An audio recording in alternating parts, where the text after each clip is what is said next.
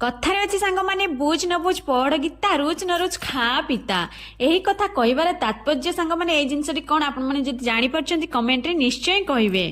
आपण मानक स्वागत करुचे आ गुटिए मिनी फ्रेश व्लॉग को सांग माने मु तो बहुत बढ़िया अछि। आपण माने केमिति अछंती निश्चय कमेंट रे कहिबे आ मो वीडियो टिको शेष जाय देखिबे लाइक करबे फॉलो करबे एंड सब्सक्राइब निश्चय करिवे। सांग माने ए जिनसटी थिला ओलो जोटा कि प्रायतः लोक खाइबा को पसंद करती किंतु आम घरे बापा खाइबा को बहुत पसंद करती। उपकारिता बहुत किछि अछि सेथिपई सकाळ सकाळ उठी बापा ताको पोड़ी नैथिले मते कहिथिले बाहर करने कि याको सफा करके मो पई भर्ता प्रस्तुत कर दबो। आपण माने एठी करेक्ट को टिके इग्नोर करिया कारण पूर्वरु मु भजा भाजी थिले सेथिपई सेही करे कले देखुनांती जो शीत पड़ुछ मु ताको पुणी धोई धाई करबी सेहिपई सेहिथिरे करदी। उल्लभर्ता प्रस्तुत करिया पई आपण अधिक मात्रा टिके रसुण आ प्याज नेबे। प्याज मु दुईटा नैथिली रसुण गुटिए नैथिली आ तेल टिके अधिक नेबे आउ रहिला कि सुखिला लंका नेकी तापर जीरा भलसे टिके कसी नबा तापर प्रस्तुत हो गला हमरो ओल्लो भर्ता। प्रथम तो मु याको भाबितली बहुत पार्टी गुंडे हेबो नाई आज्ञा याको पुड़ाई देइथिले बोली पुड़ार स्वाद एते एते एते सुंदर थिला बापा तो खाई कहले बढ़िया ही लागुची पार्टी गुंडियार आदौ ही प्रश्न उठनी सेतिपई मु